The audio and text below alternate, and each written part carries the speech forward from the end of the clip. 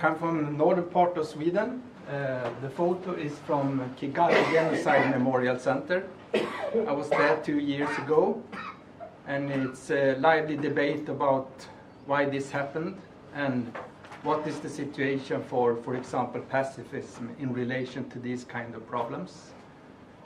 Funnily enough, you can say that someone is pointing fingers to the pacifists. They are saying that they are the naive ones. But everyone failed. Before, during, and perhaps even after. So it was a genocide going on. I don't want to go into deeply into that. I wrote a paper called Beyond Marginalization of Pacifism and Nonviolence. It's divided in 3 chapters. The first is a personal background. The second is a question about why is this situation, why marginalization, and the third part is about how can we move beyond marginalization. And it's based on my personal experience of working in this field, not so much as an activist. I have some experience, but lot with education.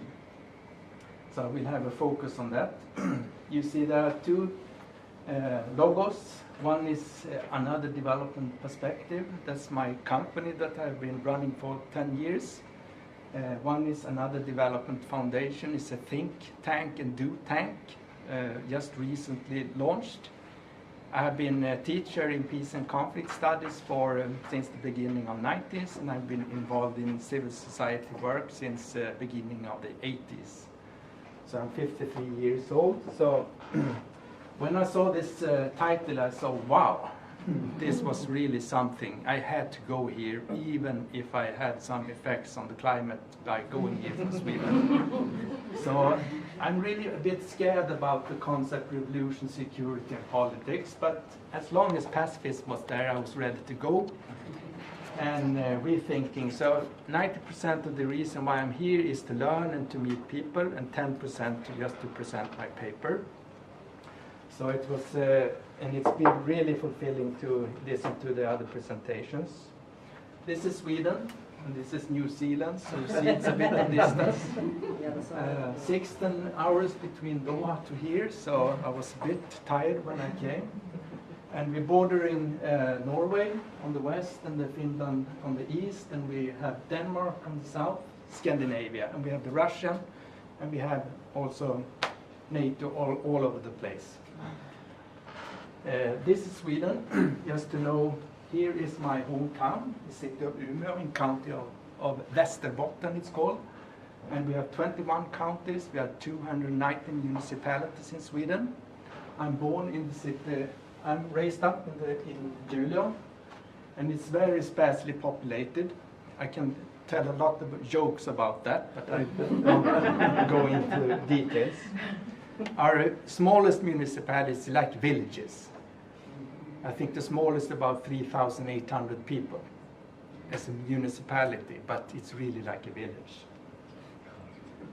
This is city of Umeå. This is the biggest municipality, and it's only 125,000 people living here. We have a university with 35,000 students, and I have been working there. Quite beautiful, just as Dunedin. And this is my summer place. This one, 27 square meters, in the archipelago of the county of Norrbotten. And I used to take my kayak when I want to feel good. So I work a hell of a lot, but this is my time for recreation and space. And it's the middle of the night. It's the middle of the night, so it's very beautiful. I love it. There are some particular specific relations that are provocative, you can say, about also security matters, human rights matters. One example that NATO are allowed to practice in the northern part of Sweden, and you see they are very close to Russia now. So it's a provocation against Russia being so close, and it's a debate in Sweden about should we really have this kind of forces on our grounds, so to speak. So Luleå, Umeå is affected. We also have a nuclear power plant which are about to be built in in Finland. And there's a lot of protest against this, because if Fukushima will happen here, it will definitely have effects on the other part. So, and this is Maxida Marak. She's a member of the Sami community. We have indigenous people in the northern part of Sweden, and they are pressed by mining industries, forestry industries, and all sorts of. So they're really squeezed, and we talk about colonization by paragraphs in Sweden. Not direct violence, but many other forms of violence. So they are pressured. And Sweden has not ratified the ILO Convention from 169. But the people in the city of Umeå are really sort of a bit progressive. So everyone stand up when Edward Snowden was there on video link. I was the project leader for the Swedish Annual Forum for Human Rights, which is the biggest forum in Europe. 3,500 people came to Umeå at this time, listening, for example, to Edward Snowden. So, why pacifism and nonviolence? I just want to show you some pictures. Estelle Steinbach going to Nazi concentration camps. She was one among the Romani people. And there were 1 million people from the Romani group, which we never talk about, which were killed. Hiroshima, of course, 1945. I was really, really upset about this, even if I was not born. Dresden. This is how it looks in Aleppo now, for example. Vietnam. I think it was one of the first times I was really feeling emotional about something. I saw pictures from Vietnam War when I was a boy, and I saw they were chopping off heads on people and this kind of arms, use of arms. That was really a sensitive thing for me. And Olof Palme, our prime minister, he responded very strongly against the Vietnam War. And he was killed in 1986 on the streets, and he was a social democratic person, leader from the Social Democratic Party. So it was a diplomatic crisis in relation to the United States at that time, which were broken due to these comments from Olof Palme. August Landmasse, resistance. It was a personal thing for me to see that someone, and it was something that I felt when I was very young, we need to resist. It's a personal thing. We cannot follow orders in this kind of enterprise. And someone worked like him, Josef Rotblad, you may know him, protesting against the nuclear arms race. I listened to him before he died at the conference in Amsterdam, and he ended up that we need to abolish the war as a social institution. He's very soft-spoken, he's very clear in his voice at his final words. I started to think about, what about colonialism, what about racism? What kind of violence is there built in the world system that we have inherited? We have to see this, and Sweden has sort of a dark memory in this area as well. We had our colonies, but we don't talk about them. We had also a racist biologist institute, scientifically funded and so on, which have been really problematic. So we have a history. What about nature? All the beauty that we can see, the violence against nature, are really connected to the things that Professor Cady talked about. This was Colombia. What about the violence against nature? What about the disparities in the world? What about structural violence? This from Smoky Mountain in Philippines, and she definitely knows that she has no future beyond living this, and this is outrageous in every sense of the way. I looked, when I was 19, 21, started to work with this area to where is the hope? I looked at Gandhi, for example, because somewhere, some place I heard about him. I looked at Martin Luther King, and it was a question to me, what are you doing for the others? So I've been active since I was 19 years old, since 1983, you can say. I jumped into a Swedish peace union called Swedish Peace and Arbitration Society, which were very active in the field of working against Swedish arms trade, because Sweden is one of the biggest sellers of arms in the world, and it goes directly to the killing machines in different corners of the world. It's a real provocation, and no one has managed to stop this, even if we have many protests against this. I looked at the Universal Declaration of Human Rights, which I think is a beautiful text if it would be implemented. The fundamentals in that charter, that declaration, is very beautiful. And I started to think.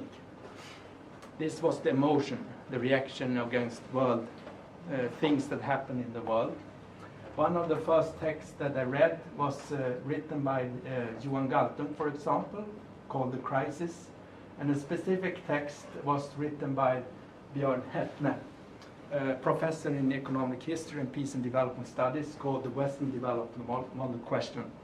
I found it really, really interesting to look into that kind of texts, because it looked beyond the Western model of organizing society. I looked into the volumes that were produced by Dag Hammarskjöld Foundation on another development, which I will come back to. And I started to read, for example, text about Eva Moberg, Is War Natural? A feminist writer, and feminism is very, very important for me, which are highlighted in this text. And also a professor from Finland wrote a book about science and rationality, which I found really, really interesting, a critical view on modernity.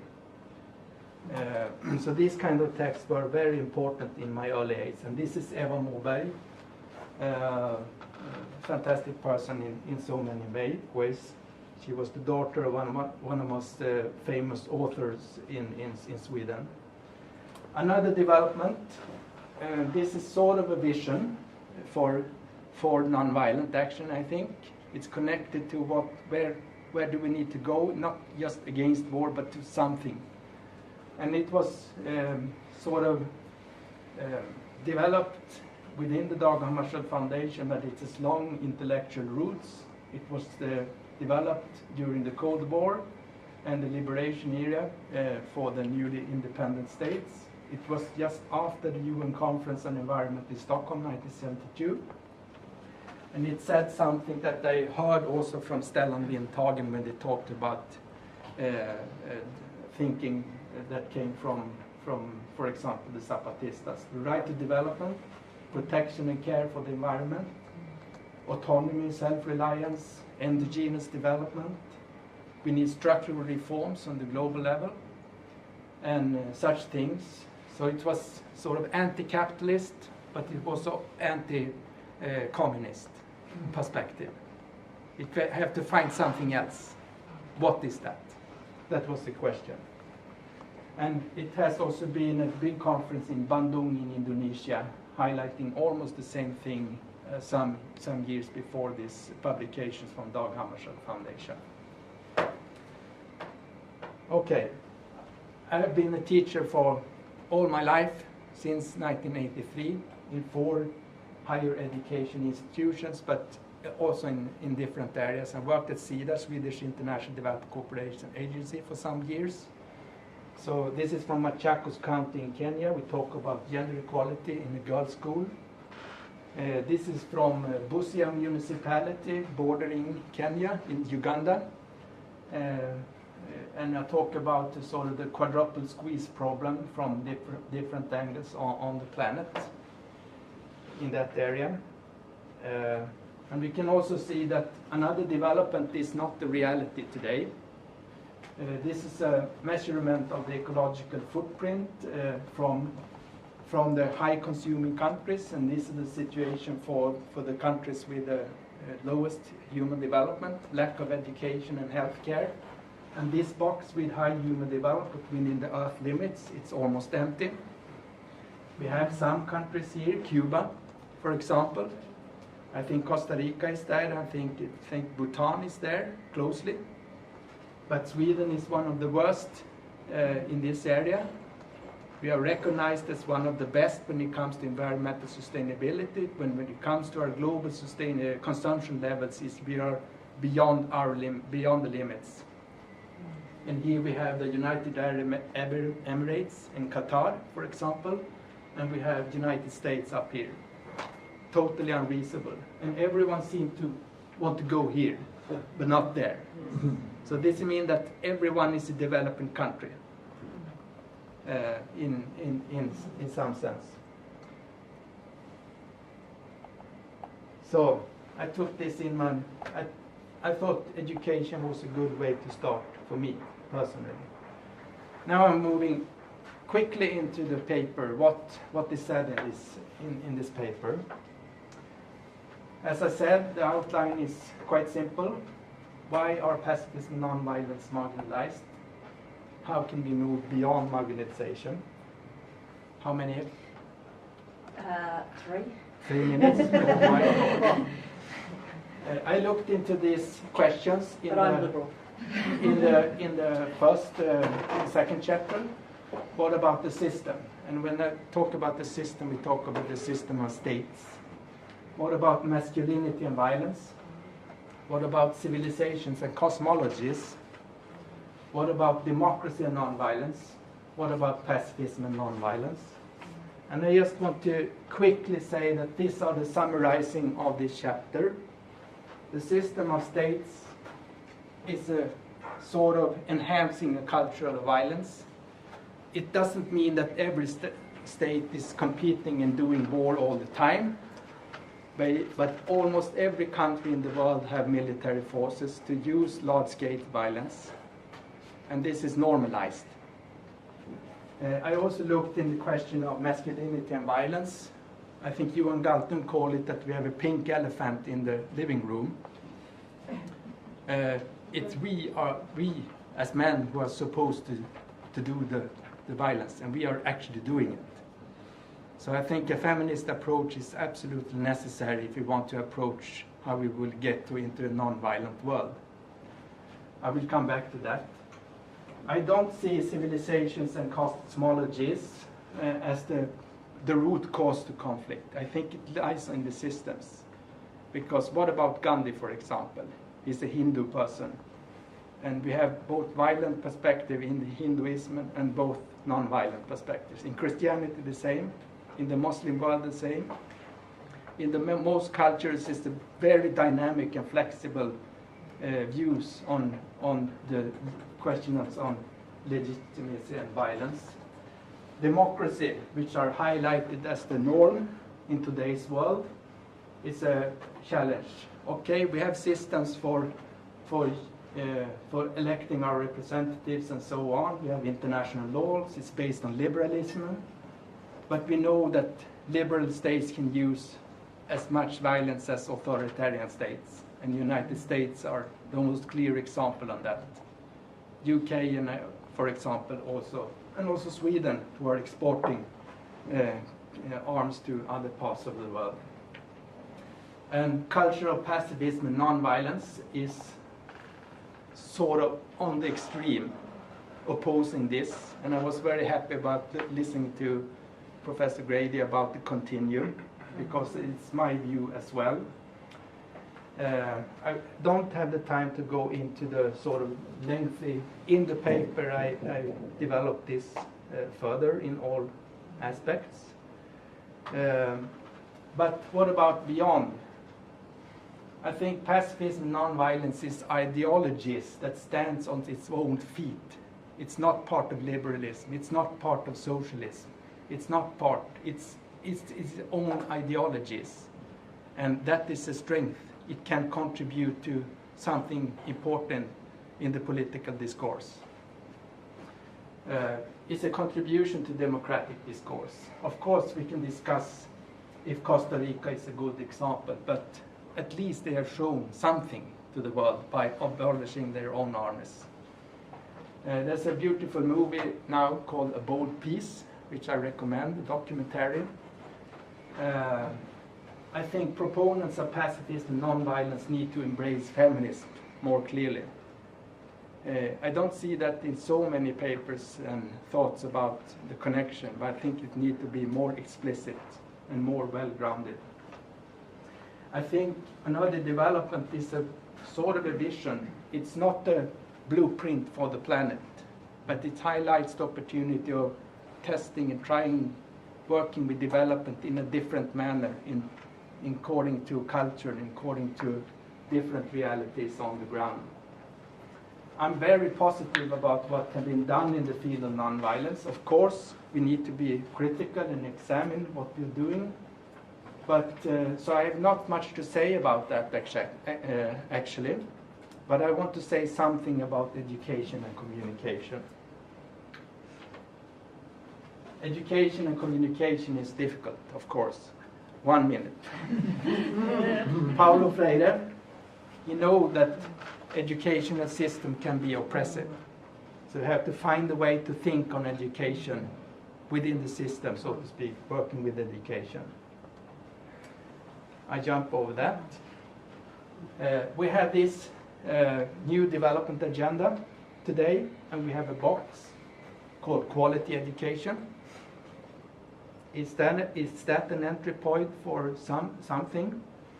In this agenda, it says in the preamble, we are determined to foster peaceful, just and inclusive societies.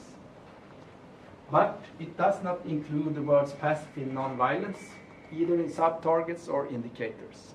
It's gone. In the goal 4.7, we have a formulation where nonviolence come up. It's about education. Ensure that all learners acquire knowledge and skills needed to promote sustainable development, including, among others, through education for sustainable development, sustainable lifestyles, blah, blah, blah, blah. And they also come up with peace and nonviolence, a culture of peace and nonviolence. Maybe that is an entry point. There is a global action program on education for sustainable development, adopted at a big conference internationally. There is just recently a launch of a framework for education. There's a global network called the Global Regional Center of Expertise Network, with almost 160 such centers which are connected to a global network working with education. UNESCO has a critical role, and there are such institutions as the International Association of Universities. Maybe that could be entry points for getting these questions on nonviolence into this global agenda. That's a question to you, and things that I wanted to talk about with you. And I also want to finish with the Me Too, about communication. Parana Burke and Alison Milano. And I really connect to Isabel McIntosh's what you talk about communication. I'm not the communication expert, but I think we need to talk and think about how to use social media and grassroots communication efforts. Is it possible to get some kind of messages through in this global digital world that we live in? So that's sort of an entry point for discussion. So thank you. Thank you very much.